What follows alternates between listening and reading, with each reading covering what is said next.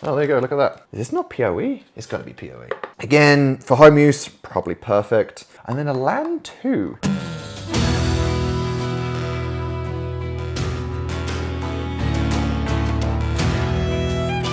Hey everyone, thanks for joining me again. Today, this is kind of going to be the first set of exploring alternatives. I'm going to do a quick unboxing and first impressions of some of this EnGenius gear. Full disclosure, EnGenius did send this to me. They did not pay me and they have given me no talking points. It's for me to talk about how I like. I will always disclose if someone has sent me something.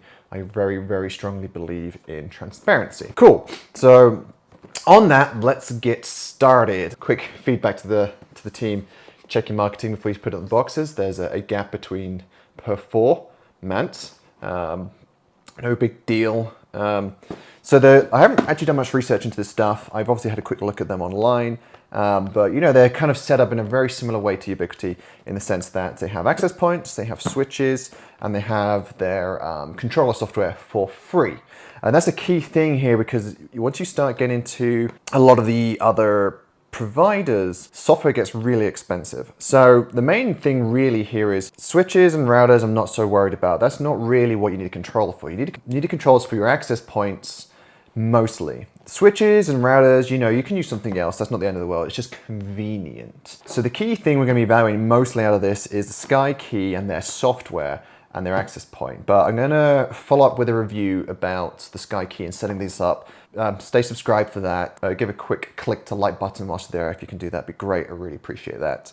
Come back. I'll post up in a couple of weeks a review on these, actually how these work and how hard they are to set up. And for the time being, we'll leave that to last. And let's open this. So this is a standard 8-port gigabit PoE level 2 managed switch.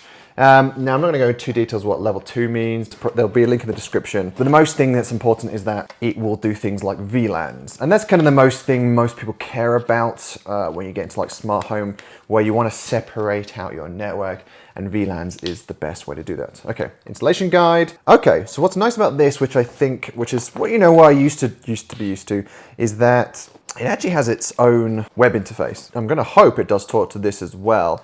But it actually has its own interface, which is cool. That's the switch there. I'll come back to that in a second. I want to see what else is in the box. Power supply, 54 volts. That makes sense. 54 volts makes sense because PoE is traditionally about 48 volts. It's a bit higher because it takes into account line degradation. So PoE should be 48 volts at the end of the device it's supplying. So all ports are PoE, which is nice. And it can do up to 55 watts as far as I can tell. Switches are switches. I'll have to log into software in a follow-up to see what that looks like. And anyone interested, this is the ECS1008P. Again, there'll be a link in the description. I don't know the going price on these right now because, like everything else, this is impossible to get hold of. The other stuff I can get hold of by the looks of it, but everything I've seen so far, they're comparable prices to other players, i.e. Netgear, Ubiquiti, etc. But yeah, standard switch, metal construction. I can't complain too much. That's kind of fairly standard.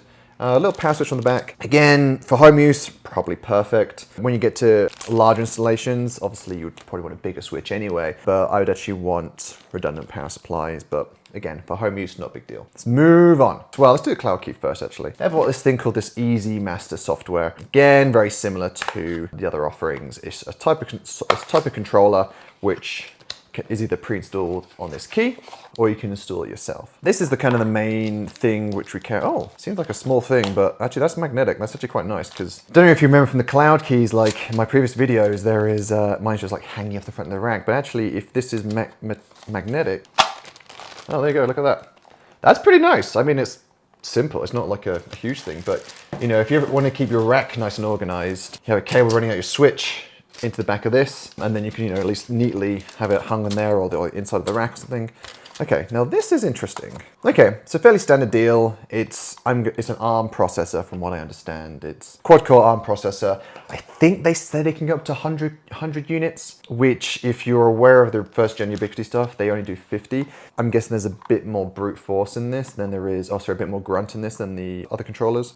Interesting, so it actually has a power input there. But it is PoE, and let's be honest, if you're getting one of these and you're having access points, you're going to have a PoE switch. So keep in mind when you're looking at these systems and you have more than one access point, you have to budget in a controller and you have to budget in a switch, a PoE switch. If you don't have the budget for that, I would not recommend actually buying any of these systems. I would always just go for something like a Nighthawk or some other form of similar single router, or like, you know, one of the mesh systems in the Google Homes, because they need a PoE switch, because otherwise you just have like these PoE adapters everywhere and it doesn't make sense.